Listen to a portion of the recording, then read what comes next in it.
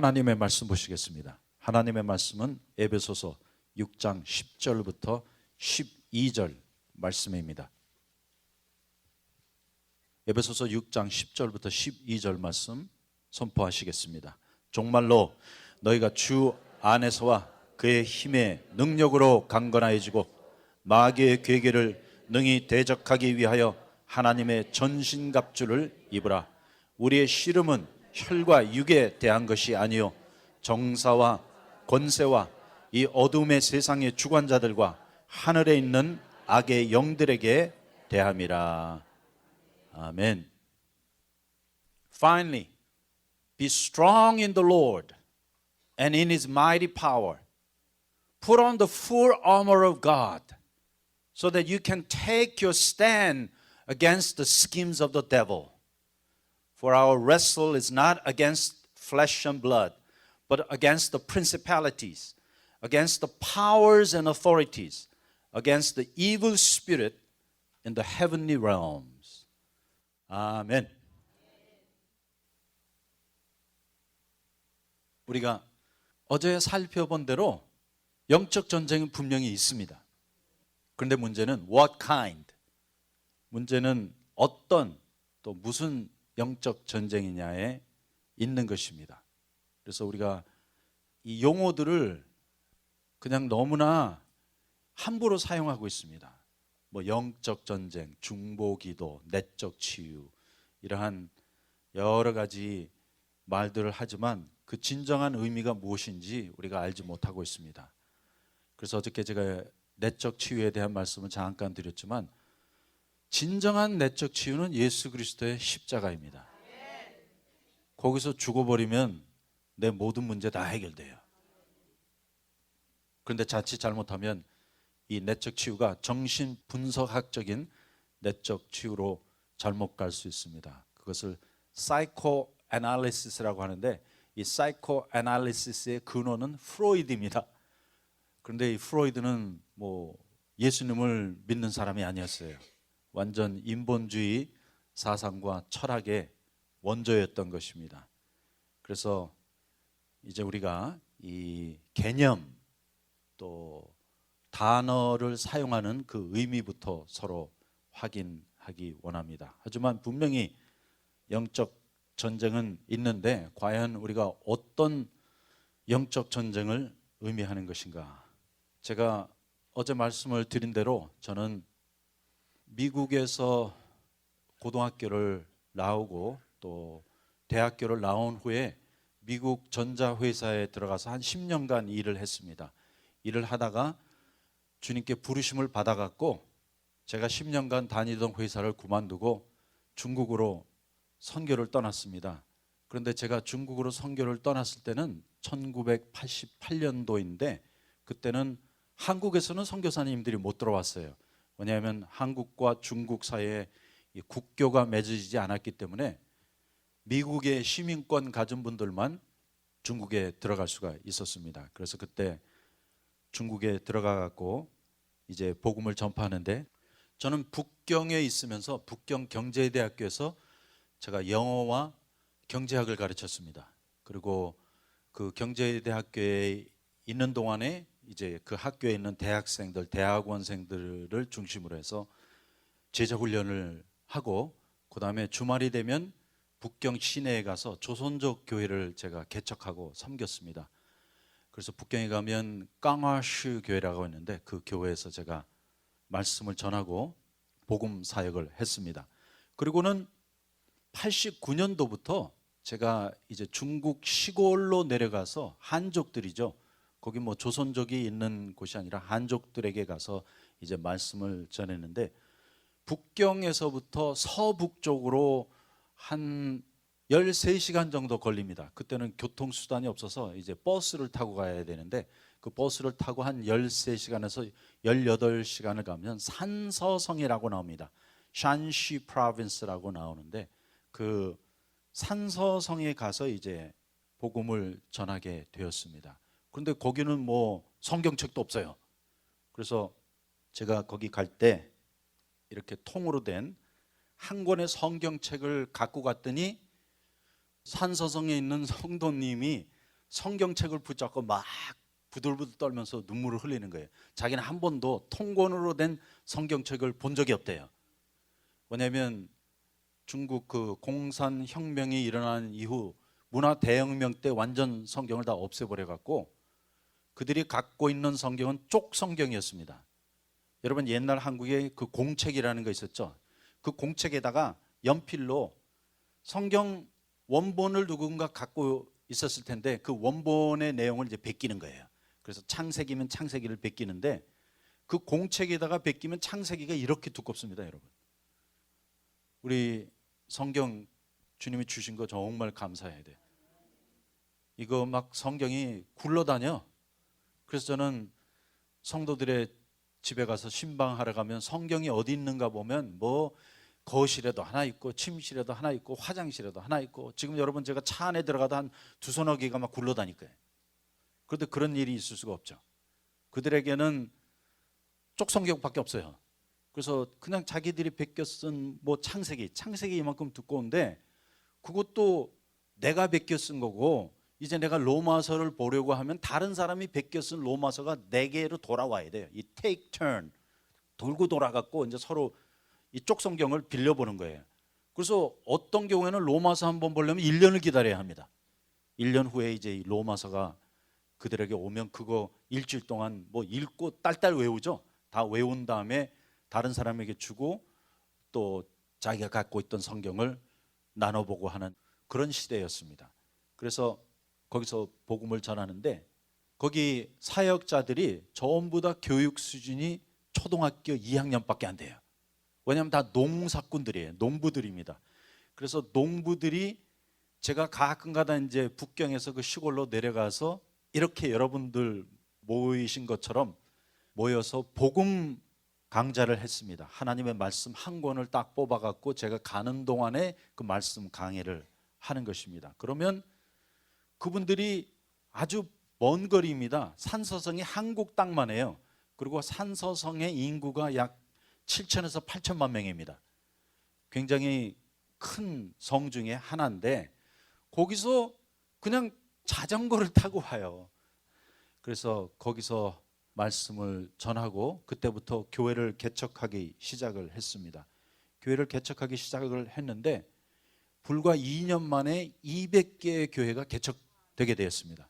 그래서 산서성에 그냥 말씀이 풀뿌리 교회죠. Grassroot Church라고 하는데 그냥 그렇게 농사를 짓고 복음을 전하는 그분들을 통해서 동네마다 교회가 세워지게 되었습니다. 그런데 제가 항상 가서 말씀을 전하는 장소가 그 산서성 가운데 남쪽으로 내려가면 장치성이라고 있습니다.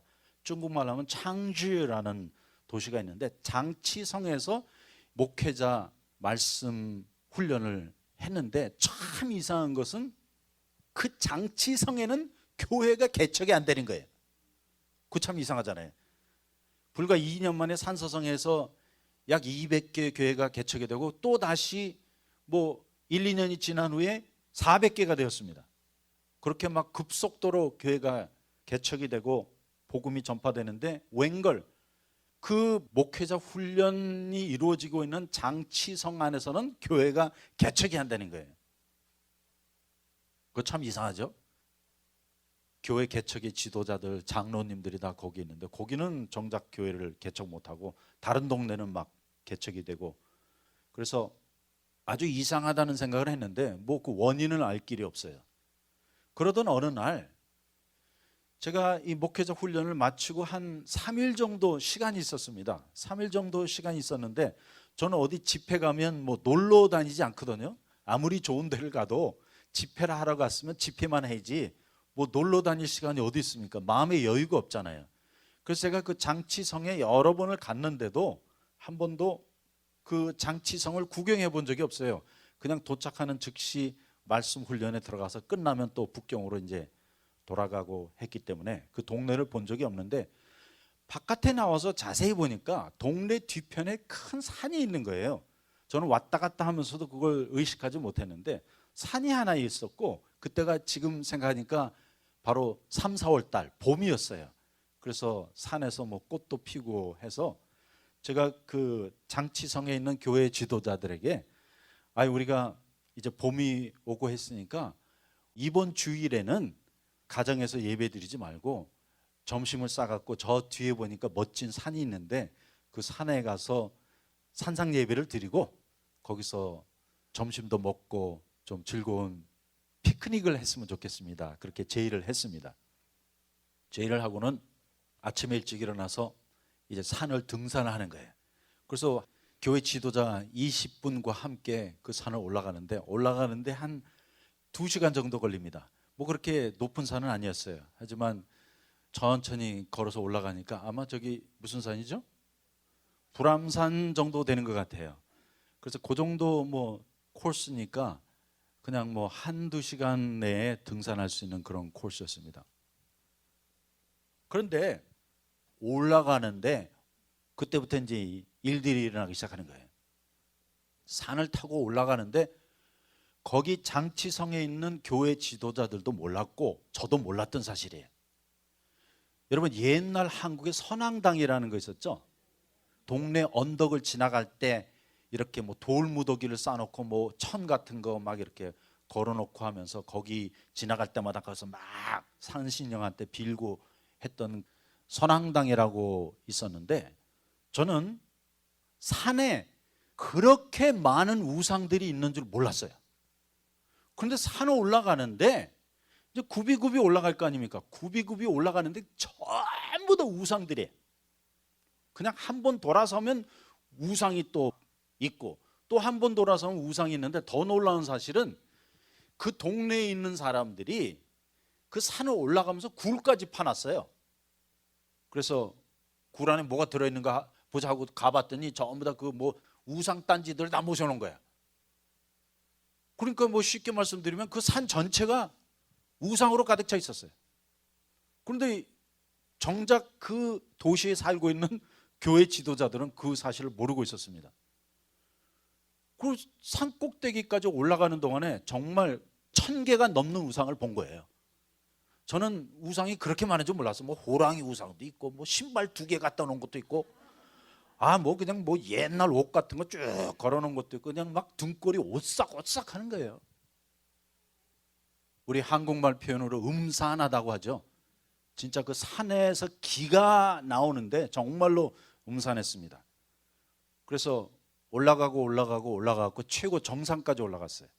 그 정상에서 우리가 처음으로 주님의 이름을 부르고 찬양을 부르면서 예배를 받습니다. 그 예배를 봤는데 그때 제가 전했던 말씀의 성경 구절을 지금도 기억하고 있어요.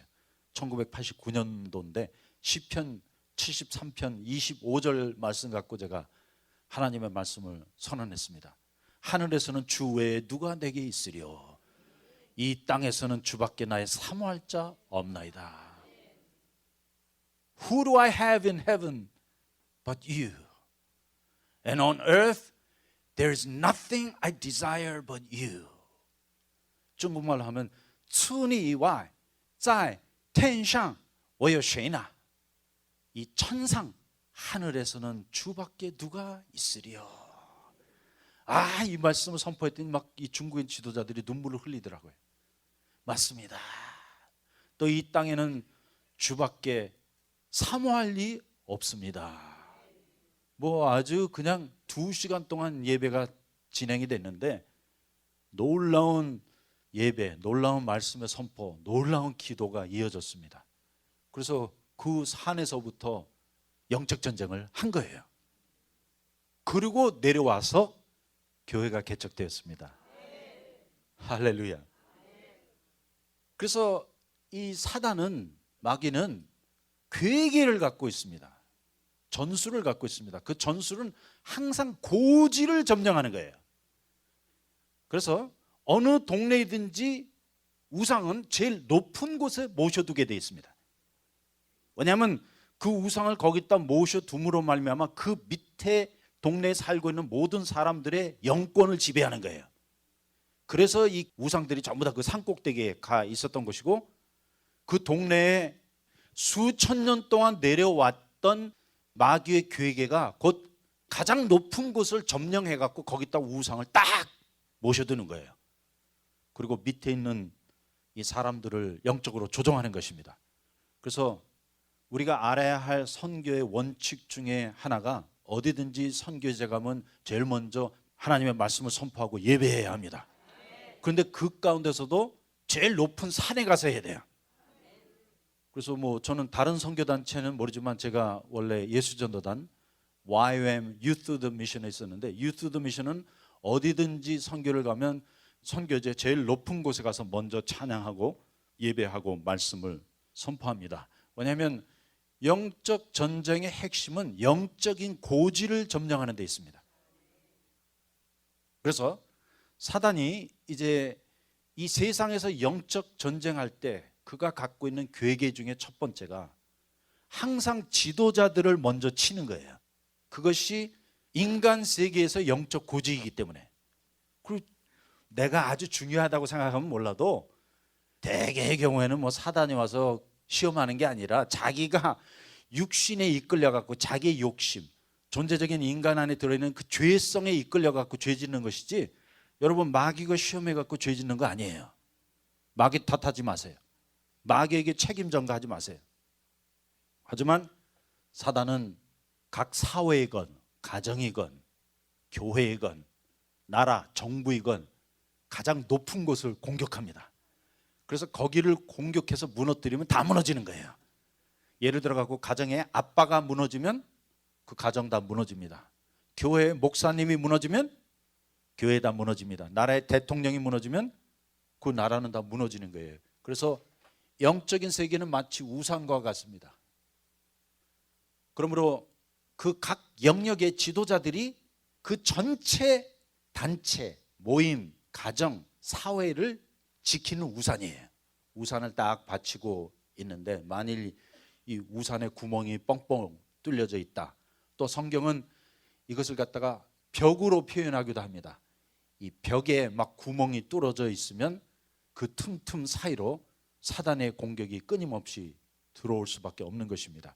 그래서 느헤미야에 보면 예루살렘의 성벽이 무너진 상태에 있었는데 느헤미야가 그 성벽을 중건하게 되는 것입니다. 그것도 아주 시급하게. 그래갖고 결국은 52일 만에 그 성벽을 준공하게 되는데 바로 그러한 원리인 것입니다. 그래서 저는 실제적으로 선교지에서 이러한 영적 전쟁을 체험하게 되었습니다. 그런데 우리가 구약 성경에 가서 보면 아주 특별한 용어가 등장하고 있습니다. 그리고 그 용어 하나 때문에 이스라엘 족속들이 멸망을 하게 되었습니다. 그것이 곧 산당이라는 단어입니다. 자, 여러분 들어보셨습니까? 그들이 산당에서 제사를 드렸더라 했는데 이 산당은 하나님께 드리는 제사가 아니라 바알 신에게 드리는 신주였어요. 신도의 신도. 이렇게 우상 모셔놓고 거기 가서 막 절하고 했던 그러한 것이 산당이었는데 이스라엘이 멸망하는 순간까지 산당이 없어지지 않았습니다. 사사시대 때부터 세워졌던 이 산당들이 그럼 얼마만큼 많이 퍼졌는가? 예레미야 2장 28절에 보니까 너희 신들의 숫자가 너희 성읍의 숫자보다 많도다. 이스라엘의 마지막 대선지자 예레미야가 외쳤던 절규예요. Your gods are greater than all the number of your villages. 충격적이죠. 쉽게 말씀드리면 너희가 그 산당에 모셔둔 신들, 우상들의 숫자가 이스라엘의 성읍 수보다 많도다. 이것으로 말미암아 이스라엘은 멸망을 당할 수밖에 없었습니다. 쉽게 말씀드리면 이들은 영적 전쟁에 완전 패배한 거예요. 왜냐하면 이것이 사단의 괴계입니다. 항상 고지를 점령하라. 제일 높은 곳을 먼저 영적으로 점령해버리고 그 밑에 있는 사람들을 다 악령들이 지배하게 되는 것입니다. 그런데 이 산당들이 얼마나 많았다고 그랬어요? 너희 성읍 수보다 많다고 했는데 이것은 뭐 다르게 표현해드리면 각 성읍마다 가장 높은 산에 우상을 모셔둔 바알신을 섬기고 뭐 아세라 상 뭐 별의별 잡신들이 다 있었는데 그것들을 이 산당에 다 모셔둔 거예요. 그러면 그 밑에 사는 사람들은 다 그 마귀와 악령들의 통치권 아래에 있었다는 뜻입니다. 예, 그래갖고 그 밑에 있는 백성들이 우상 숭배하다가 이스라엘이 멸망하게 된 것입니다. 그래서 이스라엘의 멸망의 원인은 그 산당에 있었습니다. 이 산당을 빨리 제거해야 하는데 결국은 이스라엘 나라가 멸망하는 그때까지 산당을 제거하지 못했습니다. 가끔 가다가 정말 위대한 왕들, 히스기야 왕, 또 요시야 왕이 와서 그들이 제일 먼저 한 것이 무엇입니까? 산당을 제거했어요. 하지만 결국은 이스라엘이 그것으로 말미암아 멸망당하게 된 것입니다. 그래서 이것이 곧 사단의 괴계예요. 그러므로 사단의 괴계는 사회의 각 영역마다 산당을 짓는 것입니다. 그래서 정부 안에, 교회 안에, 가정 안에, 사업처 안에 가장 높은 고지를, 또 가장 중요한 지도자들을 이제 영적으로 공격해서 그들을 무너뜨리고 그들 안에 우상을 세우는 일이 사단의 괴계인 것입니다. 특별히 이제 우리가 사도행전 19장 20장을 보게 될 텐데 거기 보면 에베소에서 이 마술이 가장 많이 행하여지고 있었습니다. 그래서 우리가 왜 에베소서를 영적 전쟁의 교본으로 사용하는 것이냐면 에베소라는 동네가 영적 전쟁의 최고 전방이었던 거예요. 거기에서 헬라 또 로마 제국 안에 있었던 모든 이방 종교가 거기서 다 나왔어요. 예를 들어서 그 시대에 있었던 신비주의, 영지주의 그 근원지가 바로 에베소였던 것입니다. 그래서 사도 바울이 다른 동네에서는 한 달 이상을 거하지 않았습니다. 뭐 빌립보도 데살로니가도 그냥 1, 2주 있다가 딴 데로 가버렸어요. 하지만 유독 에베소에서만은 3년간을 사역을 했습니다. 한번 상상해 보세요. 사도 바울이 3년간 여기 계신다고 생각해 보세요. 아, 얼마나 놀랐겠습니까? 그런데 그럴 만한 이유가 있었다는 것입니다. 그리고 두 번째 사도 바울이 오랫동안 사역했던 장소가 어디입니까? 고린도. 곧 타락과 부패의 최고 전방이 고린도였던 것입니다. 그래서 목요일날 이제 여러분들이 타임머신을 타고 에베소로 여행을 떠나게 될 것입니다. 그러면 이제 에베소에 가서 여러분이 처음으로 느껴지는 인상을 크게 받으실 거예요. 그러므로 그 시대에도 사람들이 여행을 하다가 에베소에 가면 와우 하는 일이 있었습니다. 그것은 고대 7대 불가사의 중에 하나라고 하는 아데미 여신의 신상이 바로 에베소에 있었던 것입니다. 그러면 이 아데미 여신의 신상이 얼마나 컸느냐 하면 고대에 있었던 모든 신전 가운데 가장 커다란 신전이 바로 에베소에 있었습니다. 그리고 거기 모셔둔 신의 이름이 뭐라고 그랬어요? 아데미예요. 아데미, 아르테미스. 그래서 이것을 갖다가 이제 로마 표기로 하면 이것이 다이아나예요. 다이아나. 그래서 아기 이름 질 때 다이아나라고 지으면 안 돼요. 예, 어떤 분들은 아이고 다이아나 공주 멋있었다 해갖고 다이아나라고 졌는데 다이아나는 여신의 이름이에요. 곧 아데미를 로마식으로 표기하면 다이아나예요. 예를 들어 갖고 우리 헬라 신 가운데 제우스라는 신이 있죠. 제우스, 신들의 왕인데 제우스를 이제 로마식으로 표기하면 뭡니까? 주피터예요. 주피터. 그것이 바로 목성인 것입니다. 그래서 이제 헬라법 표기와 또 로마 표기가 좀 다른데 바로 에베소에 가면 이 아데미 여신전이 있는데 이것은 에베소에 사는 모든 사람의 최고 자랑거리요 금지였던 것입니다. 그래서 전 세계에 있는 모든 사람들이 이 아데미 여신 앞에 와서 제사 드리고 거기다 예물 드리고 복 받아가려고 로마 제국 전역에서 전부 다 이 에베소로 모여들었던 것입니다. 그러면 이 아데미 여신은 어떻게 생겼느냐 하면 여러분이 혹시 이제 인터넷에 가서 검색해 보시면 아데미 여신의 모양이 나오는데 그 아데미라는 여신을 크게 신전에 모셔두고 이제 또 돈을 벌어야 될 거 아니에요. 그래갖고 그걸 이제 조그맣게 모형으로 만들어갖고 팔았는데 여러분이 여자 가슴이 수백 개 달린 여신 봤죠? 가슴이 막 주렁주렁 그냥 온몸에 가슴밖에 없는 그 여신이 바로 아데미 여신이에요. 그럼 이 아데미 여신의 특징이 무엇이냐면 풍요의 여신이에요. 풍요. God of fertility. 그래서 이 신들이 고대 사회에 다 연결이 돼 있습니다. 애굽에 있었던 신, 또 가나안 땅에 있었던 아세라, 다 똑같은 신이에요. 다만 지역별로 이름만 좀 달라졌다 뿐이지 그거 다 똑같은 신인데 바로 풍요의 여신이니까 뭐 그 시대도 사람은 사람 아니에요. 다들 축복받기 원하니까 그 시대에 축복받으려면 어디로 가야 합니까? 에베소에 가갖고 아데미 여신한테 그냥 제사 드리고 이제 집에 갈 때 뭐 하나 사가야 될 거 아니에요. 그러면 이제 아데미 우상 하나 사갖고 가는 거예요. 그래갖고 나중에 에베소에서 폭동이 일어나잖아요. 그 폭동의 원인이 바울이 에베소에 온 후부터 이 아데미 여신이 안 팔리는 거야. 왜냐하면 바울이 선언하기를 하나님은 사람이 만든 우상 안에 있지 아니하시다 이렇게 했기 때문에 바로 에베소 폭동의 원인이 바울의 말씀 선포에 있었던 것입니다. 이렇게 각 지역마다 지금 역사하고 있는 영들이 다른 거예요. 그런데 여기 에베소는 영적 전쟁의 근원지예요. 그래서 거기서 모든 이방 종교가 나왔고 신비주의, 영지주의의 핵심이었습니다.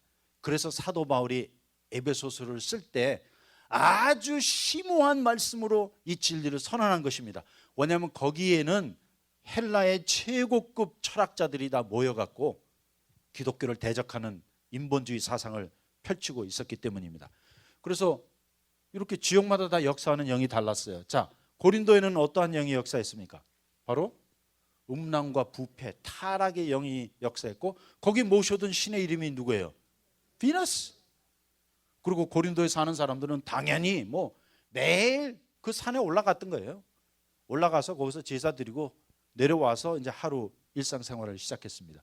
그런데 여러분 만일 내가 예언을 받기 원한다, 점을 치기 원한다 하면 어디로 가야 합니까? 예? 에베소일까요? 아니죠. 여러분 델피라는 말 들어보셨죠? 델피. 델피라는 데를 가면 이제 거기서 점괘를 받는 거예요. 그런데 델피에는 또 무슨 신전이 있었느냐면 아폴로 신전이 있었습니다. 아폴로. 성경에 아볼로라는 단어가 나오죠. 그래서 이제 목요일 날 제가 여러분에게 삽질을 나눠드릴 텐데 거기 보면 헬라의 12대 신이 나오고 그 12대 신이 성경에 나올까요? 안 나올까요? 수없이 나와요. 왜 나올 수밖에 없느냐 하면 그 시대의 문화가 헬라 신들의 지배 아래, 그들의 영권 아래 완전히 묶여있던 시대였기 때문에 성경 안에 곳곳에 신들의 이름이 나오고 이제 이 위대한 십자가의 복음이 그 신들을 어떻게 파괴했다는 놀라운 승리의 선언들이 나오고 있습니다. 그런데 거기는 아볼로라는 이제 신을 섬기는데 이 아폴로라는 신은 다름이 아닌 예언의 신이에요. 그럼 한번 생각해 보세요. 자, 아데미는 무슨 신이라고 그랬습니까? 풍요의 신. 비너스는 뭐 미의 신, 타락과 향락의 신. 또 여기 아레스라는 아레오바고에 모셔뒀던 그 신은 무슨 신이에요? 전쟁의 신. 이렇게 따지다 보면 헬라 시대에 있었던 12명의 신들이 그 헬라인들의 삶 전부를 지배하고 조종했던 거예요. 그러다 보니까 나는 그냥 꼭두각시야. 그래서 헬라인들은 어떠한 세계관을 갖고 있었느냐 하면 나는 아무것도 할 수 없다. 오늘 신들이 올림푸스라고 하죠. 그 올림푸스가 있는 곳이 공중이에요, 바로. 그래서 그 공중에서 이 신들이 아래를 쫙 내려다보면서 오늘 좀 기분 나빠. 저놈 한번 치자. 해갖고 이제 제우스 신이 한번 딱 때리면 그날 일이 안 풀리는 거예요. 그래갖고 여기서부터 이제 헬라인들의, 이방인들의 운명이 결정되는 거예요. 그러므로 그들은 완전 페이털리즘이라고 하죠. 운명론에 사로잡혀갖고 아무것도 할 수가 없었어. 내가 잘 되고 잘못되는 것은 오늘 올림푸스 산에서 공중에서 열려진 신들의 회의에서 어떠한 결정이 났느냐에 따라서 그날 운수가 풀리고 안 풀리고가 결정이 된 거예요. 이렇게들 이방 신들, 곧 그 정사와 권세와 어둠의 주관자들과 악의 영들에게 완전히 붙잡혀서 살고 있던 사람들이 복음을 듣게 된 것입니다.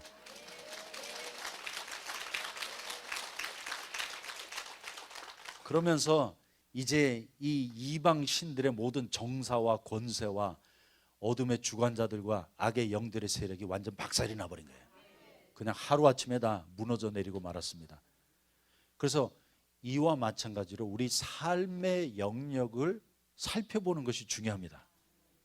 나의 삶의 영역 가운데 말은 안 했지만 이런 신들이 지금 각 고지를 점령해 갖고 나의 영혼, 나의 마음, 나의 입술, 나의 생각, 나의 사업, 나의 사역, 나의 신앙생활 각 부분마다 지금 고지를 점령해 갖고 우리를 조종하고 지배하려고 하는 것입니다. 그런데 아까 에베소에 가서 이제 마술이라는 단어가 나왔는데 이 마술이라는 단어를 헬라어로 원어로 보면 파르마시아라는 단어가 나옵니다.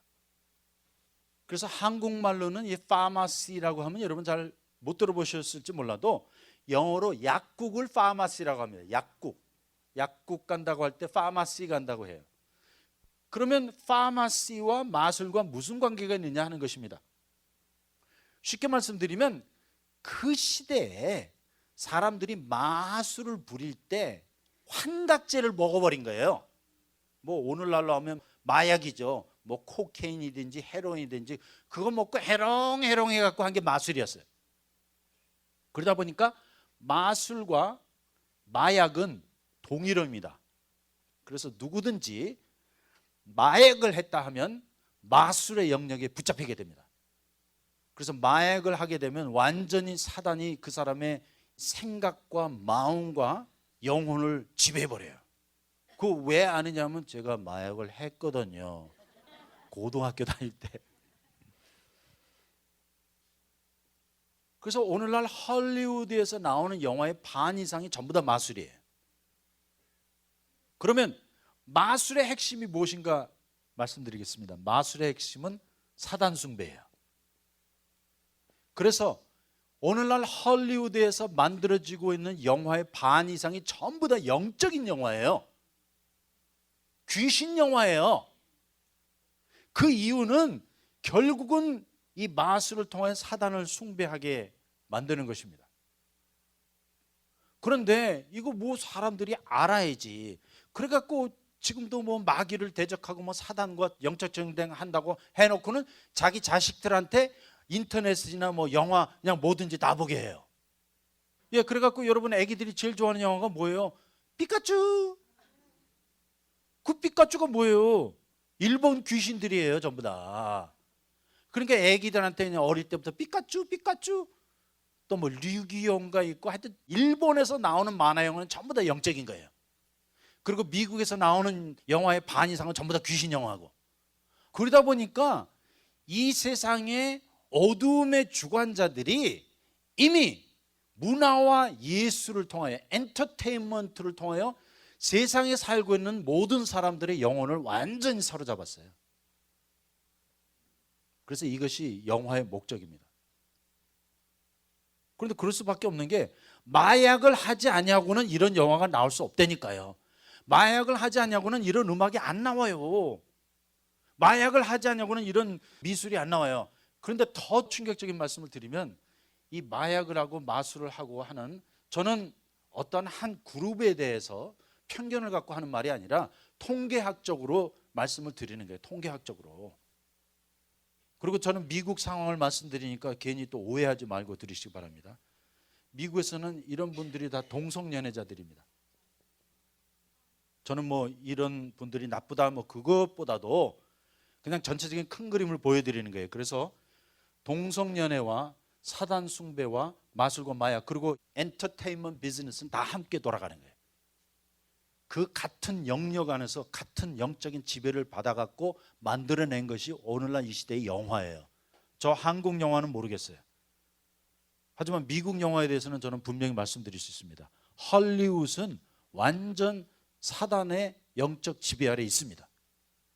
그리고 그것을 통하여 전 세계를 지금 사단이 지옥 가도록 만들고 있는 것입니다. 그래서 이것이 사단의 괴계예요. 오늘날 사단은 무섭게 나타나지 않습니다. 여러분 빨간 옷 입고 뭐 뿔나고 삼지창 들고 나타나는 그런 사단은 없어져 버린 지 오래됐어요. 이제는 아주 세련되고 아주 멋있고 아주 찬란한 광명의 빛으로 나타납니다. 그리고 뭐 사람들을 샥 홀리게 만들어 버려요. 그래서 이렇게 마약과 마술은 동일해요. 쉽게 말씀드리면 에베소에 있는 사람들이 그렇게 마술을 많이 했다는 뜻은 마약을 많이 했다는 뜻이에요. 그들의 정신을 혼미케 하는 그 시대에 사용됐던 무슨 마약이 있었을 거예요. 그런데 얼마 전인가 TV 내셔널 지오그래픽을 보면서 충격을 받은 적이 있습니다. 에베소와 델피라는 그 지역에 가갖고 지형을 검사해 본 거예요. 지형을 검사했는데 자, 예언을 받으려면 어디로 가라고 그랬습니까? 델피라는 데로 갔는데 델피 신전 밑을 파본 거예요.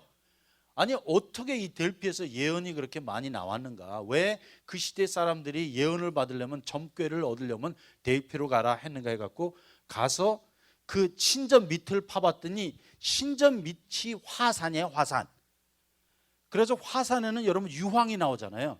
그 유황 연기가 신전 밑을 통해서 올라온 거예요.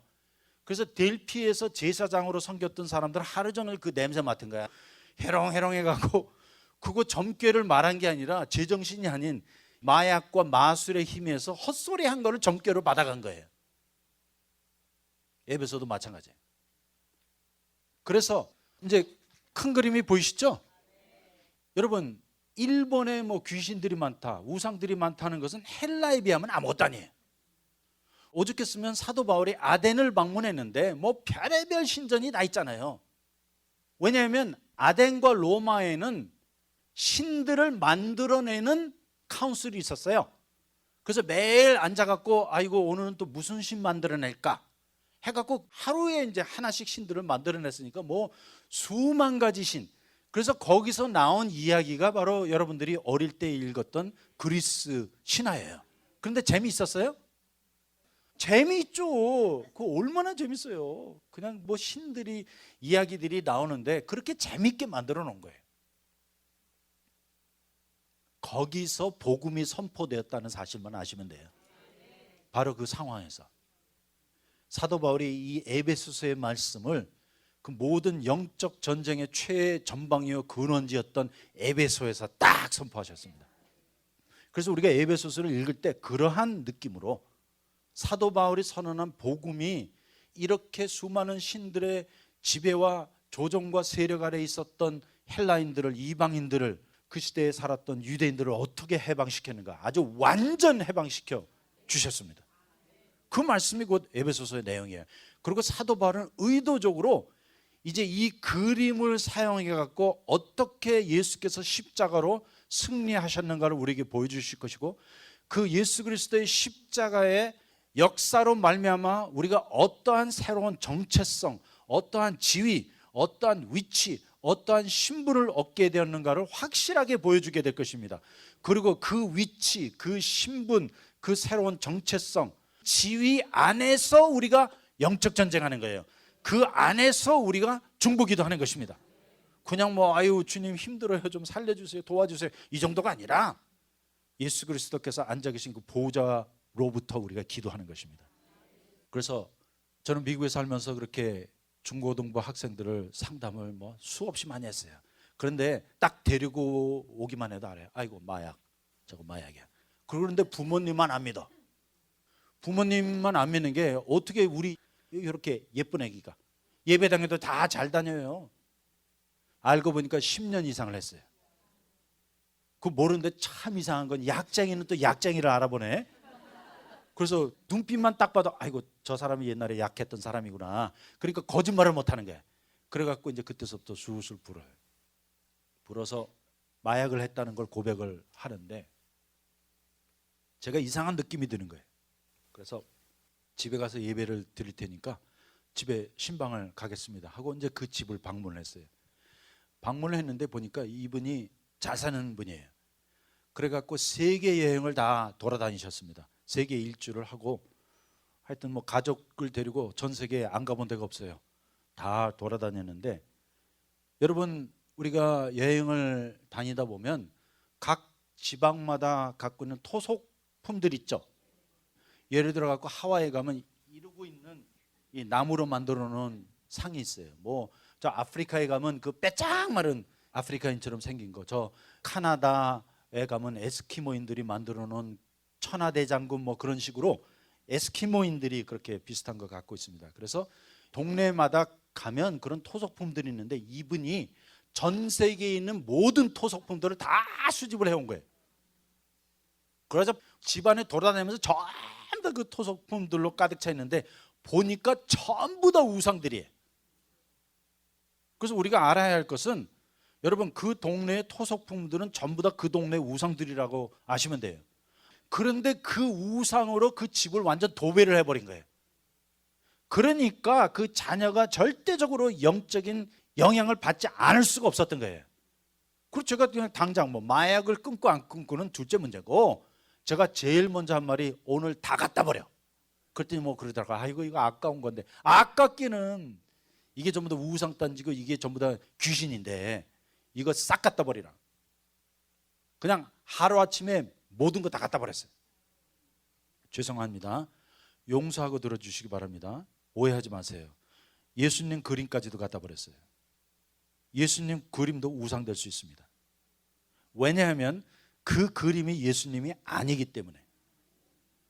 아니에요. That's not Jesus. 여러분 예수님이 블란드에다가 파란 눈에 그냥 멋진 그냥 수염을 샥 날리면서 그 인자고 자비로운 No! 여러분 예수님 못생겼어요. 사람들이 다 그를 멸시하여 얼굴을 돌렸다고 말하고 있습니다. 여러분 예수님께서 메시아의 풍채를 갖고 이 땅에 오셨다라면 왜 주님을 십자가에 못 박았겠습니까? 예수 그리스도는 블루 칼라 워커였습니다. 여러분 주님의 손 나중에 만져보면 깜짝 놀라실 거예요. 그냥 부르트고 그 정말 굳은 살에 베기는 딱딱한 손. 정말 우리가 보기에 흠모할 만한 것이 아무것도 없는데 그거 자꾸만 걸어놓고 있어요. 저는 이 한국에서 찬양할 때 쓰는 파워포인트 뭐 거기 뭐 예수님 그림 나오면 별로 그냥 글자만 올라왔으면 좋겠어. 우리가 만나야 할 예수는 십자가에 못 박힌 예수예요. 십자가에 못 박힌 예수. 그래서 갈라디아서 3장에 보니까 예수 그리스도께서 십자가에 못 박힌 것을 너에게 밝히 보여주었거늘. 여러분 바울이 언제 멋있는 예수님 얼굴을 이렇게 그려주신 적이 있습니까? 없어요. 바울이 본 예수는 십자가에 못 박힌 예수였어요. 그 주님, 그 주님을 어떻게 표현할 거예요? 저 유럽에 가서 여러분 유명한 박물관에 보면 예수님 못 박힌 그림들 많이 있잖아요. 뭐 그레코가 그린 그 멋진 거, 뭐 렘브란트가 그린 거. 하지만 그거 저 별로 보고 싶은 마음 없어요. 그 가운데 정말로 흉측하게 못 박혀 죽은 그림이 하나 있었습니다. 제가 그걸 성경에다 끼워놓고 가끔가다 보곤 했는데 정말 너무나 흉측스러워서 전시를 할 수 없을 만큼 흉측하고 어글리한 그 그림이 진정한 주님의 모습이에요. 그런데 뭐 우리가 예배 드릴 때 그런 그림 안 올리잖아요. 그냥 집에 가면 뭐 이렇게 멋진 예수님 그림 그려놓고.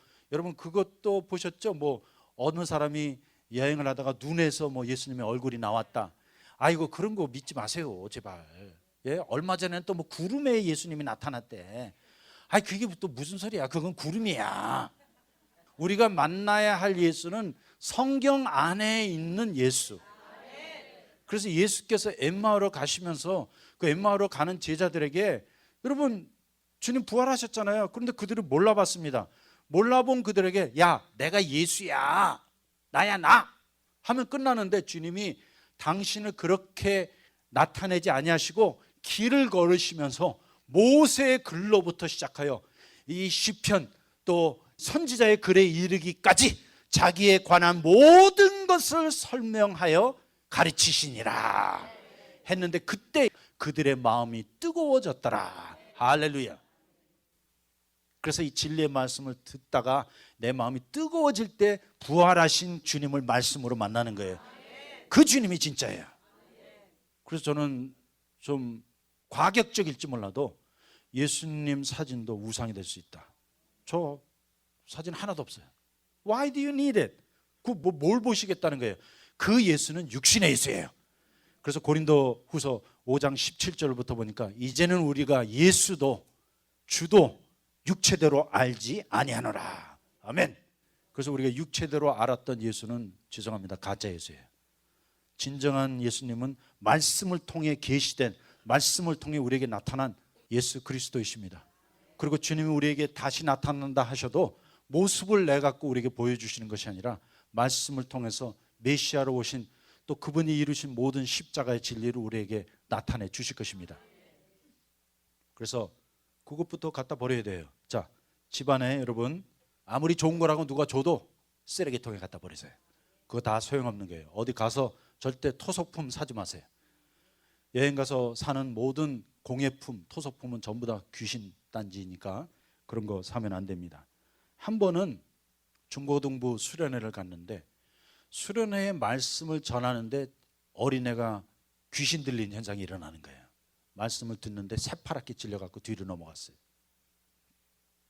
그런데 그런 경우에는 항상 우리 자녀들에게 어떤 정신적인 문제가 있다, 뭐 우울증이 있다, 자폐증이 있다, 이유 없는 질병에 시달린다고 하면 항상 그 집안 안에서부터 먼저 서치를 해야 돼요.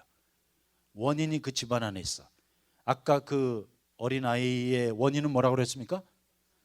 집안에 모셔둔 전 세계에서 또 수집해 갖고 온 우상단지들 안에 있었는데, 얘도 엄마 아빠가 다 예배당에 나오는데 이상해요. 분명히 이것은 영적인 현상이라서 제가 집회 끝나고 기도를 해주고 좀 물어봤습니다. What's happening? 너 무슨 일이니? 했더니 얘가 그냥 애니까 그런 얘기를 하는 거예요. 우리 엄마 아빠가 점을 보러 다닌다는 거예요. 교회 집사님인데. 여러분, 그런데 교회에 그런 사람 많아요. 자, 행여나 여러분들 하루에 운수 보는 분 계십니까? 오늘날은 하도 인터넷이 발달이 돼갖고 뭐 운수 뭐 그 뭐라 그러죠? 토정비결? 점치고 뭐 올해가 무슨 띠예요? 예, 양띠. 뭐 양띠는 뭐 어떻게 되고 뭐 개띠는 어떻고 뭐 이런 거 있잖아요. 그게 전부 다 이 어둠의 세상의 주관자들의 영역 아래에 있는 거예요. 그런데 이것이 그냥 일상생활처럼 점치고 운수 보고 토정비결 보고 그랬던 거예요. 그랬는데 그걸 뭐 교회 다니는 집사님이니까 아무도 상상을 못했어요. 그 꼬마애가 그렇게 말하더라고요. 우리 엄마가 점 보러 다닌다고. 뭐 그 즉시 문제가 어디 있다는 거 알게 됐죠. 쉽게 말씀드리면, 자, 아까 제가 뭘 그랬습니까? 우리 영적인 권위 인물들은 그 가정이 무엇이라고 그랬습니까? 영적인 우산이에요. 이제 사단의 공격이 끊임없이 내려오고 있는데, 이 악령들의 공격이 끊임없이 내려오고 있는데 엄마 아빠가 우산을 딱 떠받치고 있는 거예요. 그런데 이것이 점을 치러 다닌다, 집안에 우상을 모셔뒀다, 아까 말한 대로 뭐 마약을 한다, 이런 일이 생기면 완전 구멍이 뻥 뚫리는 거예요. 그러면 제일 먼저 영향을 받는 영역이 어디입니까? 여러분의 자녀들이에요. 이제 자녀의 세대에 와갖고 이 구멍이 뻥 뚫려갖고 귀신이 들리든지 뭐 우울증에 걸리든지 자폐증에 걸리든지 마약을 하든지 방탕과 타락에 빠지든지 뭐 반항을 하든지 뭐 별의별 일들이 다 일어나는 거예요. 그래서 자, 이제 앞으로 우리가 영적 전쟁에 대한 내용을 좀 더 깊게 보겠지만 제일 먼저 이 용어가 좀 정리가 돼야 돼요. 왜 용어가 정리가 돼야 되냐면 사단의 공격의 첫 번째는 두루뭉실에게 공격합니다. 그래서 진리는 가정이 있을 수가 없어요. It's either this or that, black and white. 회색 지대가 없어요. 두루뭉실이 없어요. 진리는 분명하고 확실합니다. 그래서 그런 것 같다가 없습니다. 그럴 것 같다도 없어. This is the truth. 진리는 이것이다. 진리는 복음이요, 십자가요, 하나님의 말씀 그 자체입니다. 그런데 우리가 하나님의 말씀 자체를 두루뭉실을 알았던 거예요. 그냥 그런 것 같기도 하고 아닌 것 같기도 하고 어디서 읽어본 것 같기도 하고 안 읽어본 것 같기도 하고가 아니라 하나님의 말씀이 가라사대 몇 장 몇 절 딱 찾아갖고 우리가 분명하게 지적할 수 있어야 하고, 우리는 그 말씀을 근거로 해서 신앙생활하고 영적 전쟁하는 것입니다. 그래서 이제 우리가 하나님의 말씀에 대한 태도 가운데 첫 번째가 분명하게 아는 거예요. 그러므로 성경에 여러 가지 영적인 조직과 정체에 대하여 단어가 나오는데 그 여러 가지 단어가 우리가 성경을 정확하게 읽지 않을 때 혼동이 돼 버리는 거예요. 그래서 이것을 마음대로 막 뒤죽박죽 사용하고 있습니다. 그래서 이 시간에는 이제 이 악의 세력들, 어둠의 세력들의 정체에 대한 용어 정리를 한번 해보기로 하겠습니다.